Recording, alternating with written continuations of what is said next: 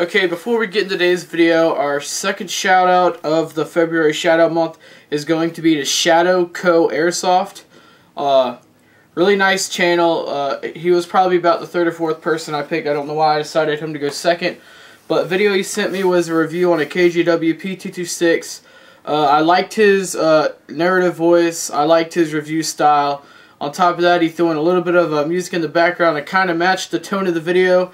And overall, you know, video quality was pretty good too. So I decided to put him in the contest.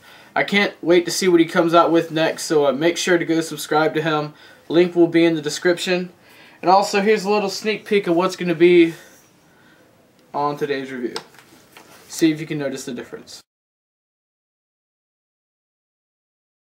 Okay, kind of more like a vlog video here. Nothing, you know, really structured, but I was working on making my stencil for what I was putting on the L96, and this is what I came up with.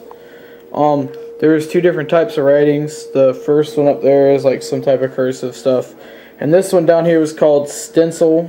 I just printed it off of Microsoft Word, you know, like size 72 or some ridiculously big size like that. And I'm using an X-Acto knife and masking tape or painter's tape or whatever you might have on you, but it has to be either one of those or a different color or whatever. Well, I did the stencil one, and as you can see, I cut out the tape. That took me literally 45 minutes, and that's with mostly straight lines, so I'm not going to do the cursive one. So that's what you're going to see on the gun. And right now, since it's so big, I'm not going to put it right there. I thought I was going to do it there. Since I did it so big, and I'm definitely not doing it over again, and that's just going to be too hard to do with smaller letters, I'm probably just going to put it up here. And it's going to start right by the trigger guard, and it stops about right here. So it's just going to say what you're looking at. I've decided I was going to do it in tan because I've done so many guns in OD, and my last sniper I had like this was OD, so I'm going to just do the lettering here in tan. That's pretty much it. Just thought I'd show you that. The next part of this video you're going to see is me actually painting it. As always, the video is just going to be a little bit more than I always say it's going to be. But here we go. Just showing you the stencil. I've actually cut it out from the paper. That's what it's going to say.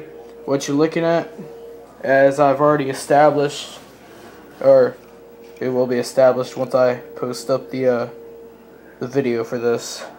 And it's going to go right there. That's the most stable place I could put it. I don't want to put it there and have it going through these ridges.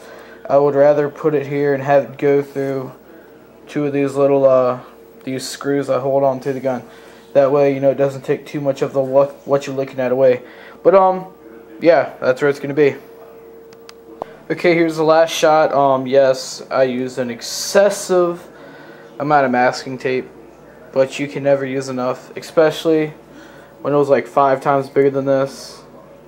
I've actually never ran out of this roll, and it's $1 at the dollar store. So yeah, I'm talking about masking tape now. But yeah, this is what you're looking at. That's going to be painted in with tan, just to show you. Doesn't look too bad, I might say myself. So we're going to go here, and the next time you're going to see this, it is going to be painted. Okay, here's the finished product. I'm going to make it a little dramatic, rolling up on it here. And before I show you this, my first intention was to have a little bit of fade where it wasn't just completely defined letters. And after I did it, I guess the stencil was just a little bit off the gun, so it kind of faded a little bit too much. So I did some outlining with a Sharpie pen, which is just a Sharpie with an extremely fine point. So here's the finished product. As you see, the extra fade going around, give it that weathered look, and then the Sharpie on the outlining. I don't know if the camera does it justice, but I think it came out really nice. Definitely turned some heads on the field. People are probably going to ask me how I did it. But I think for the first time doing stencil work on a gun, it came out very well. But this is pretty much the most detailed you'll probably ever be able to get on a stencil, or at least with my skill level, which is none. Just kind of doing this, you know, winging it. But I think I like it a lot. And if you have a sniper, as seen here, the L96, and you feel like doing stencil work, maybe this will kind of encourage you to put your own name or your own saying on a gun. Like just an example, live free, die hard, or one shot, one kill. Anything. As you see, I put what you looking at, and that's 13 letters. So, you know, and that's like 72 font. So it's really noticeable, really, you know, able to see it. So I like it a lot. This video is way too long for what I did, but I'm going to end this video showing you what I used. Okay, here's everything I used. Only thing not here is the X-Acto knife. If you go back to the beginning, you'll see it there. Very noticeable. Of course, the masking tape is what I cut the stencil out of. Pretty much, I just typed up something, put this on the paper, cut it out with the X-Acto knife, which took a very long time. But if you want to get it right, you got to take your time with it. Here's the paint. Always use ultra flat. I usually use Krylon, but I ran out of tan Krylon a couple months back, so I bought this. I've had it for a while. First time I've actually used it, though. It's, you know, same thing. It says camouflage just like on the other the Krylon can. This is non-reflective. It says ultra flat colors, blockety blah. This is what your standard Krylon looks like. It's going to be like that, but it's going to have a tan lid. Moving on, the outlines that you see there was done with this. And I also filled in the bolts right there to give it a little bit of a cleaner look, and I just use a bigger marker for that. So that's pretty much it.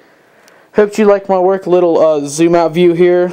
Doesn't look as still looks defined, but you don't see the little pieces that mess up.